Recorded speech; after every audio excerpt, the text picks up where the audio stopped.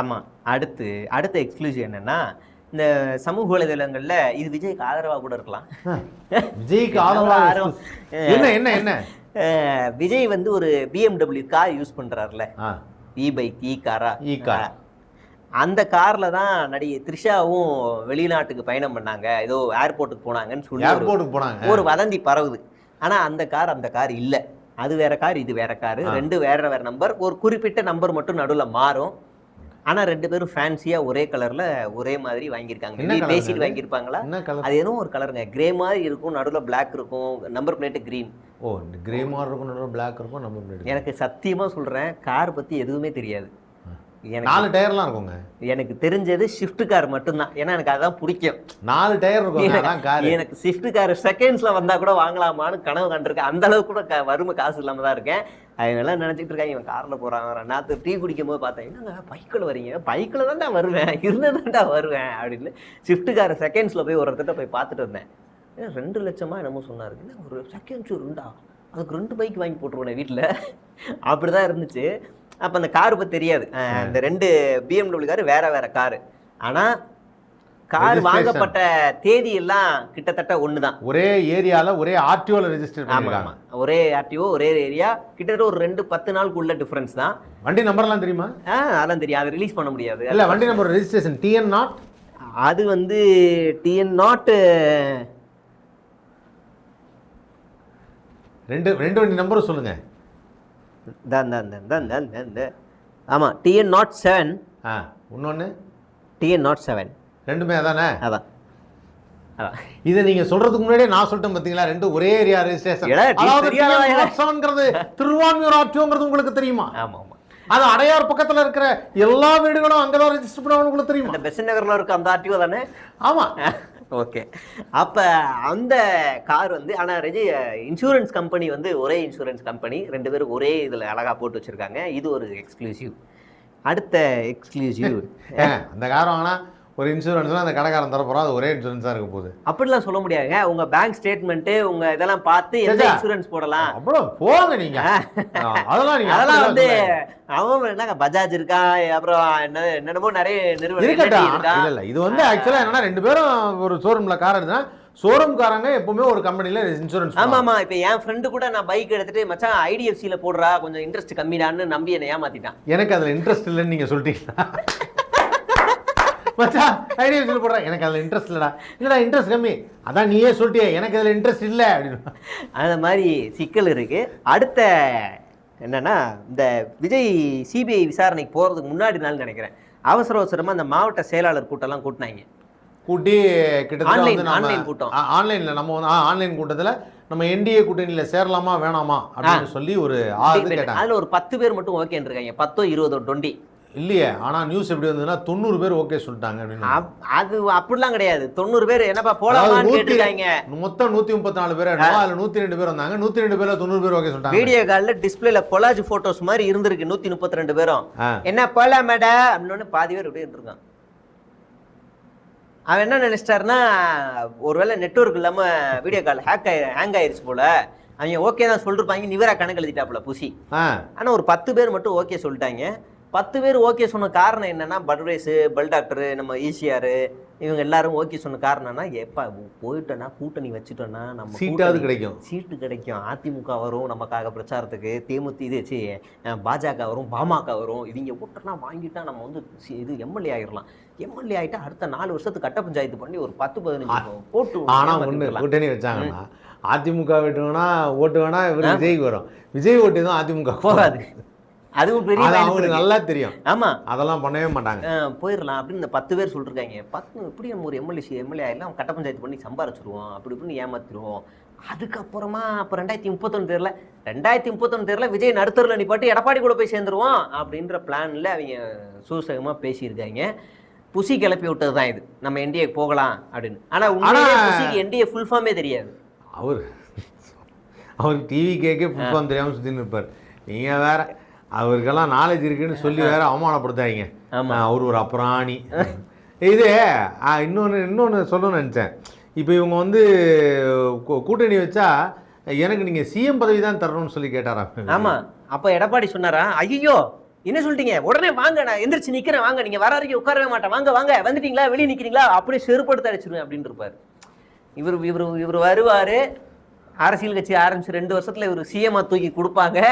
இந்த சிலுவம்பாளையம் பழனிசாமி வந்து புளி மூட்டையை தூக்கி, வெள்ளை மூட்டையா அப்ப தூக்கி காட்டுக்குள்ள பதுங்கி அவர் காலில் உளுந்து தேஞ்சு கீஞ்சி முட்டியெல்லாம் தேஞ்சு ஒரு மனுஷன் வந்துகிட்டு இருக்கான். நீ வந்த உடனே உனக்கு வந்து சிஎம் பதவி என் கால விட்டு நீங்க தேஞ்சு ஓஞ்சுன்னா எனக்கு வந்து சம்சார மின்சாரத்தை விஸ்வஸ்வர டைலாக் வர்றது, உனக்காக அழைஞ்சு திரிஞ்சு ஆஞ்சு ஓஞ்சு மேஞ்சு இந்த அம்மா எப்ப போதும் தெரியலையா அப்படின்னு இந்த எடப்பாடி பழனிசாமி தெரியல அப்ப வீட்டை விட்டு வெளியில போடான் நாயே. கோதாவரி கிளடி கோட்டை. கோதாவரி யாருங்கிறது தான். கோதாவரி அதான் பிரச்சனையா? அது சசிகலாவா இருக்கலாம், இல்ல அந்த நடிகை யாராவது இருக்கலாம். சசிகலா வரல. அப்ப நடிகை இருக்கலாம். அவங்க கட்சி பேர் என்னங்க, அதை நான் கேட்கணும்னு நினைச்சேன். அனைத்து இந்தியா புரட்சி தலைவர் மக்கள் பூதமாக்கா பூமிகா இருங்க. அனைத்து இந்திய அதுக்குள்ள தேர்தல் முடிச்சிருங்க. அனைத்து இந்திய புரட்சி தலைவர் மக்கள் முன்னேற்ற கழகமா? பூதம் பூதம் பூர்ணிமிகா பூர்ணம் ஏதோ ஒண்ணுங்க, ஏதோ ஒண்ணா ஏதோ. ஏங்க அவரும் இப்ப ராமதாசும் பேச்சுவார்த்தை பார்த்திருக்காங்க. யார்? சசிகலாவும் ராமதாசும். ஓ, 5வது அணி. ஆமா ஆமா. ஏன்னா கலைஞர் வந்து பழைய ஓய்வு திட்டம் மறுபடியும் அமல் கொண்டு வந்துட்டார்ல ஸ்டாலின் அவரு, அதனால அது ஏதாவது அப்ளை பண்ணி பழைய ஓய்வு திட்டம் வேற ரிலீஸ் பண்ணிட்டாரு. சொல்றீங்க, அதனால ஏதாவது அப்ளை பண்ணி ஏதாவது வாங்க முடியுமான்னு ஏதாவது பார்த்துருப்பாங்க. சரி சரி, வாய்ப்பு ஏதாவது இருக்கு. ஆனா அதுக்கு எலிஜிபிள் ஆவாங்களான்னு தான் தெரியல. இருக்கும், வாய்ப்பு இருக்கு. சரி, நம்ம இதுக்கு வருவோம்.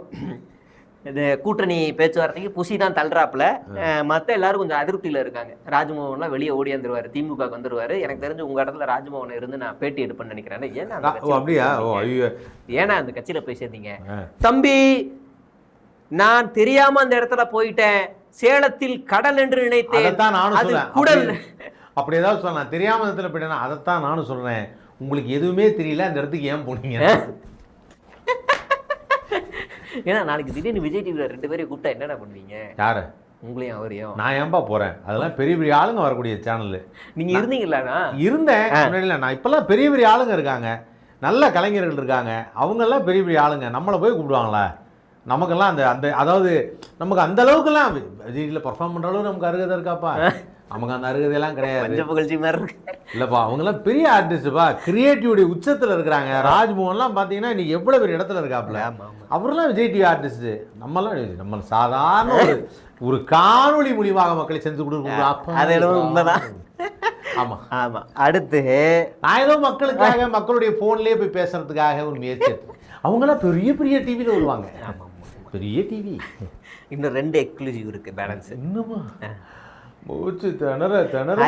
ஐடிபிஎஸ்? அதாவது ஒரு மனிதரிடம் நான் சந்தித்த பொழுது அவரிடம் எக்ஸ்க்ளூசிவ் அப்படின்னு ஒரு வார்த்தை தான் கேட்டேன். அடுக்கறாப்ல எக்ஸ்க்ளூசிவா? Come on tell me. ஐடிபிஎஸ் ஏதோ ஒரு திருநாவுக்கரசுன்னு ஒரு ஆள், லயலா கல்லூரி முன்னாள் மாணவர்னு ஒரு சர்வே வெளியிட்டாங்க. 2 கோடி அதுக்கு. அந்த சர்வே எப்படி எடுக்கப்பட்டது என்றால், செத்து போன பிணம், அதாவது போன மாசம் செத்து போன பிணத்தை நோண்டி, வயதான ஒரு பிணத்தை நோண்டி, ஏமா இந்த தலையை பிடித்து கொண்டு, அதாவது இப்படி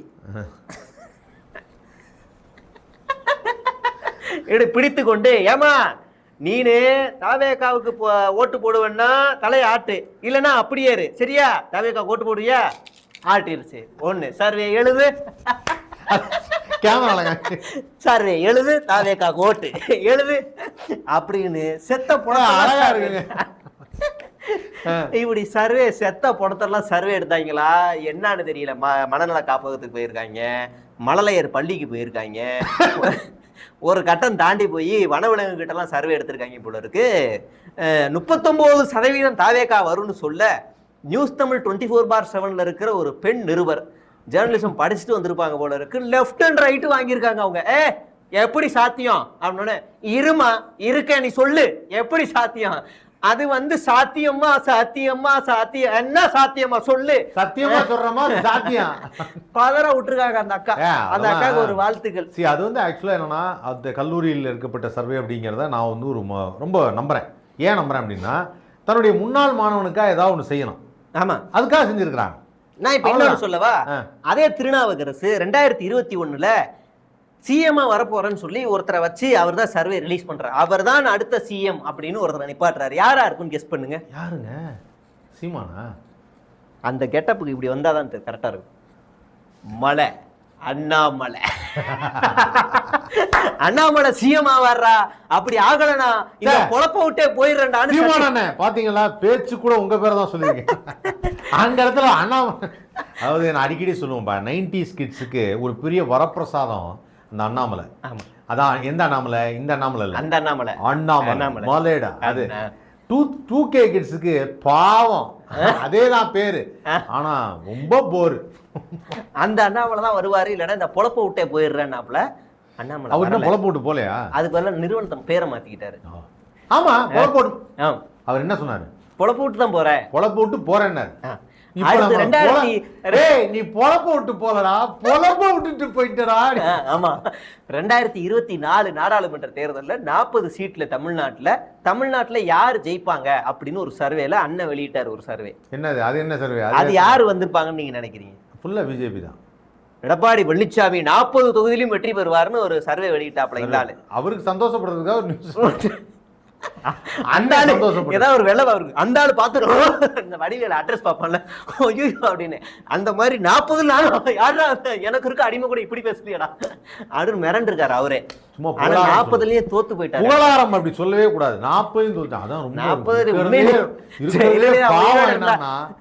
நீ சொன்னதுல ஒரு பாதி வந்தா கூட பரவாயில்ல. ஜெயிச்சு வச்சிருந்ததெல்லாம் தோத்து போயிட்டேன். தர்தரம் பிடிச்ச வாயை தூக்கிட்டு வந்து வச்சியே பாரு 40லயும் ஜெயிப்பண்ணு அப்படியே. அதெல்லாமே ஒரு ஒரு ஒரு ஒரு ஒரு பெரிய மாற்றத்துக்கான இன்னைக்கு நம்ம சமுதாயத்துல இந்த சட்டத்துல வந்து இதெல்லாம் என்ன சொல்றது, இந்த அரசாங்கத்துல இந்த மாதிரி சில விஷயங்கள் மாற்றம் நடக்குதுன்னா, எப்போ எம்பி எலெக்ஷன்ல 40 தொகுதி ஜெயிக்கிறாங்களோ அப்பயே தெரிஞ்சு போச்சு இவனுக்கு நல்ல ஒரு பவர் அண்ட் மவுஸ் இருக்குன்னு. ரொம்ப தெளிவாக அழகாக சில விஷயங்களை செய்கிறாங்க.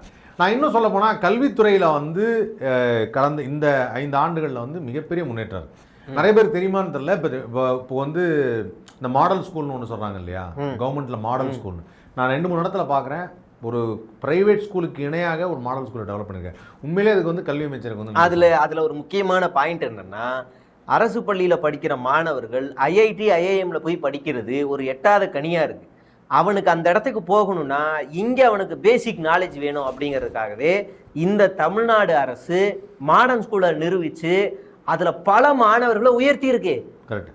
இங்கே 4 பேர் நல்லா சுற்றிக்கிட்டு இருக்காங்க முற்போக்குவாதிகள்னு சொல்லிட்டு, அவனுங்கெல்லாம் மாடர்ன் ஸ்கூல் ஒரு அழிவு அப்படின்னு பேசிக்கிட்டு இருக்காங்க. இல்லைங்க, அதாவது உலகத்தில் நான் ட்ராவல் பண்ணதுனால சொல்கிறேன், பல வெளிநாடுகளில் இந்த ஃபஸ்ட்டு ஸ்கூலிங்கிற சொல்லக்கூடிய அந்த எல்கேஜிலேருந்து 12வது வரைக்கும் எல்லாருமே கவர்மெண்ட் ஸ்கூலில் தான் படிக்கிறாங்க. ப்ரைவேட் ஸ்கூல்ஸ் இருக்குது. எப்படின்னா உங்களுக்கு விருப்பப்பட்டா போய் சேர்ந்துக்கலாம். அந்த மாதிரி ப்ரைவேட் ஸ்கூல் இருக்குது. நார்மலாக வந்து இப்போ இந்த ஏரியாவில் நான் லொக்கேட் ஆகிடுங்கன்னா இங்கே அருகில் உள்ள கவர்மெண்ட் ஸ்கூலில் தான் படிக்கிறாங்க. அது வந்து ஒரு மிகப்பெரிய முன்னேற்றம். இதற்காக நமது கல்வி அமைச்சர் அன்பில் மகேஷ் வந்து அமெரிக்கா வந்திருந்தப்போ அங்கே இருக்கக்கூடிய மாணவர்களை சந்தித்து நிறையா பேசினார். அப்போது நானே இந்த கேள்வி அனுப்பினேன், எப்பொழுது இது நடக்கும் அப்படின்னு. அதை சாத்தியப்படுத்தியிருக்கார். நானே இந்த கேள்வி அனுப்பினேன். ஏன்னா கவர்மெண்ட் ஸ்கூலில் தான் படிக்கணுங்கிறதும் கவர்மெண்ட் ஸ்கூலை எப்போ நம்ம முன்னேற்ற போகிறோம், அது ஒரு முக்கியமான பங்கு. இப்போ நம்மளால் மேஜராக செய்ய முடியலனாலும் இப்போ என்னுடைய வீட்டில் நான் ஓப்பனாக சொல்லணும்னா, கோடம்பாக்கத்தில் நான் இருக்கக்கூடிய ஏரியாவில் பக்கத்தில் கூடிய கார்ப்பரேஷன் ஸ்கூல் மிக அருமையாக கட்டப்பட்டிருக்கு. ஆமாம், நல்லா சீரமைக்கப்பட்டு எனக்கே அதை பார்க்கும்போது ரொம்ப ஆசையாக இருக்குது. அவ்வளோ நல்லா இருக்கு. அது ரொம்ப ஈக்குவலாக மெயின்டைன் பண்ண. ஏன்னா கவர்மெண்ட் ஸ்கூலில் படிக்கக்கூடிய மாணவர்களும் எந்த விதத்திலும் குறைந்த மாணவர்கள். ஆமாம், நான் படிக்கும் போது சத்துணவு இருக்கும். சத்துணவு செம்ம டேஸ்ட்டாக இருக்கும். சாம்பாரை உள்ள ஊற்றி முள்ளங்கி பீட்ரூட் இவ்வளோ பெருசு போடுவாங்க. முள்ளங்கி மட்டும் சொல்லாதீங்க. சரி விடுங்க. அது ஒரு நல்ல முள்ளங்கி ரசத்தை பற்றி சொல்லி விஷமாக்கிட்டார். பீட்ரூட்டு சாம்பார் கேரட்டு எல்லாம் போட்டு ஒரு பெரிய கரண்டியால் கிண்டுவாங்க. கிண்டிட்டு என்ன ஒன்றா நம்ம பசங்க தட்டை அடிச்சு நொறுக்கிடுவாங்க. அதனால் தட்டு இருக்காது. நம்ம கிளாஸில் ஒரு 2 பேர் இருப்பான். அவன் தட்டை பேகுக்குள்ளேயே ஒளிச்சு வச்சுருப்பான். தட்டை எடுத்துட்டு ஒரு தட்டில் 4 பேர் உட்காந்து சாப்பிடுவோம். இப்போ நான் ஒரு தடவை போய் வாங்கிட்டு வருவேன், உட்காந்துருவேன். அப்புறம் அவன் ஒரு வாட்டி போய் வாங்கிட்டு வருவான், உட்காருவான். இப்படி இப்படி ஷேர் பண்ணி உட்காந்து சாப்பிடுவோம். அப்போ படிக்கும் போது தமிழ் மீடியத்துக்கு மட்டும் தான் முட்டை. நான் இங்கிலீஷ் மீடியம், தமிழ் வந்து முட்டை தர மாட்டேன். இங்கிலீஷ் மீடியத்தில் நாங்கள்லாம் முட்டை வாங்குவோம். எக்ஸாம்ல வாங்குவோம். என்ன நீங்க முட்டை தரல? எனக்குலாம் சரியான வயிற்றுச்சல். என்னங்கடா இங்கிலீஷ் மீடியத்துக்கு மட்டும் முட்டை தர மாட்டாங்க, பயிர் தர மாட்டாங்க, சோறு மட்டும்தான். ஆனா கலைஞர் வந்து என்ன பண்ணிட்டாருன்னா எல்லாருக்கும் முட்டை, எல்லாருக்கும் முட்டை. அப்புறம் வாரத்துல 2 நாள் முட்டை. அப்புறம் ஜெயலலிதா வந்ததுக்கு அப்புறம் நிறைய முட்டை. அப்போ புரோட்டீன்ஸ் எல்லாம் மாத்துறாங்க. மறுபடியும் இப்ப ஸ்டாலின் வந்த உடனே அவரு வெரைட்டி ரைஸ், காலை உணவு இருக்கு, மத்தியானம் புளி சாதம், தக்காளி சாதம், எல்லாமே டிஃப்ரெண்டா வருது. அது முட்டை டெய்லி. அந்த ஒரு விஷயத்துல வந்து இப்போ மற்ற விஷயத்தை பத்தி நான் பேச வரல. ஆனா கல்விங்கிற அந்த துறையில, மருத்துவத்திலையும் கல்வியிலையும் நம்ம வந்து ஒரு முதலிடத்துல இருக்கிறோம். இதெல்லாம் இந்த திட்டங்கள், இந்த வளர்ச்சி எல்லாம் இந்த 30 நாள் நம்மள மாதிரியான ஊடகவியலாளர்கள் மக்கள்கிட்ட கொண்டு போய் சேர்க்கணும். அப்பதான் இந்த ஆளுங்களை வந்து நொறுக்க முடியும். அதுதான் இது எல்லாத்தையுமே நம்ம சொல்றது. அவங்க சொல்றதை சொல்லிட்டு போட்டுங்க. அதாவது நான் வந்து ஒரு விஷயம் சொல்றேங்க, ஒரு விஷயம் ஒருத்தருக்கு ஓப்பனா சப்போர்ட் பண்றதுக்காகவோ ஒரு கட்சி சார்ந்தோ நான் இதை சொல்ல விரும்பல.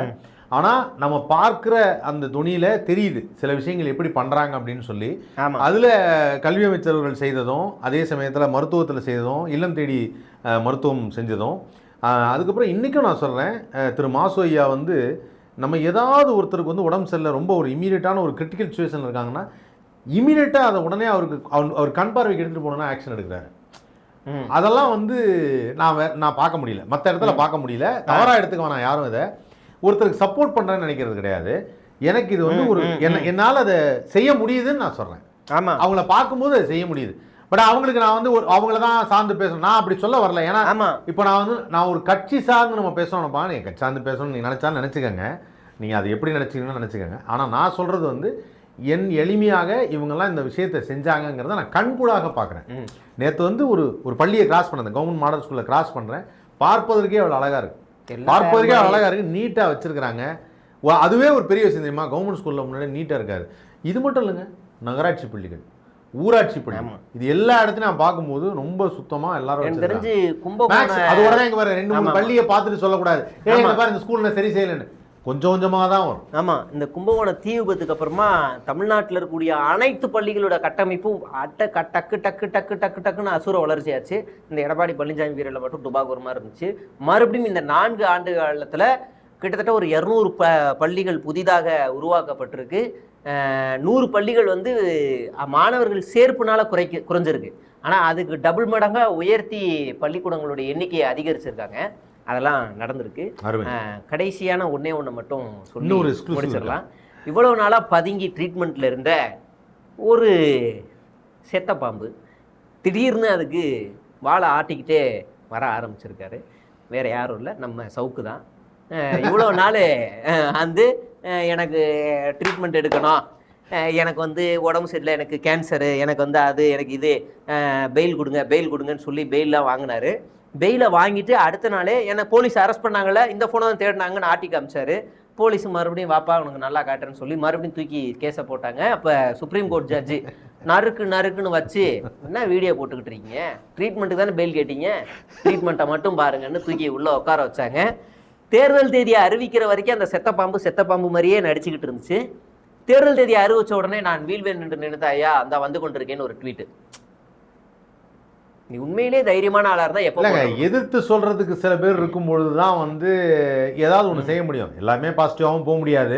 இப்போ இந்த அரசாட்சி சரியில்லைங்கிறதும், இந்த அரசாங்கம் நல்லா இல்லை, அவங்க இதை பண்ணாங்கன்னு சொல்றதுக்கு எதிர்த்து சொல்றது இருக்கணும். தவறுகள் இருக்கதான் கூடும், தவறுகள் இல்லாம இருக்காது, தவறுகள் இருக்கும். அதை வந்து எவ்வளவு தூரம் சரி செய்வதுங்கிறத படிப்படியாக தான் சரி செய்ய முடியும். ஆமா, அது இந்த காலகட்டங்களாகும். இப்போ நம்ம இந்த 5 ஆண்டுகள்ல நடந்த சில சம்பவங்கள், காவல்துறை வந்து அதுக்கு ஆக்ஷன் எடுத்து இதெல்லாம் வச்சு பார்க்கும்போது பெண் இது பண்ணது அதெல்லாமே சொல்கிறேன். பெண்களுக்கான கஷ்டங்கள் நடந்தப்பெல்லாம் கூட அதெல்லாம் நடக்கும். ஒரு சில இடத்துல நடந்தது, எல்லா இடத்துலையும் நடக்கலை. அதை ஒன்றா கரெக்ட் பண்ணிட்டே வருவாங்க, ஒன்றா கரெக்ட் பண்ணுவாங்க. நிறைய விஷயங்கள் அதுக்காக முயற்சிகள் எடுக்கிறாங்க.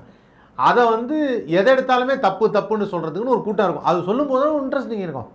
நீ தப்பு வீடியோவில் பேச போகிறது இல்லை, வீடியோவில் வந்து வரதுக்கு பதிலாக அவர் எடப்பாடி பழனிசாமிக்காக பிரச்சார பீரங்கியா மாறுறதுக்காக தயாராகி கொண்டிருக்காரு. அதுக்காக ரெடி ஆகிட்டு இருக்காரு. பிரச்சாரம் பண்ண போறாரு ஏரியாவா ஓ, போய். அப்படியா? பிரச்சார பீரங்கி. ஆமா, தேவைப்பட்டா ஒரு சங்கியாக எச் ராஜா அண்ணாமலை கூட பிரச்சாரம் பண்ணுவாரு. இல்லையா, அவன் தான் ஒண்ணு சேர்ந்தான். அப்ப என்ன அதான் எல்லாரும் பண்ணிதானே ஆகணும். எல்லாரும் ஒண்ணுதானே? பண்ணிதானே ஆகணும். சங்கியா நீ பச்சை துண்டு போடுவீங்க, காவி துண்டு போடுவீங்க, அவரையும் ஆக்குவாங்க.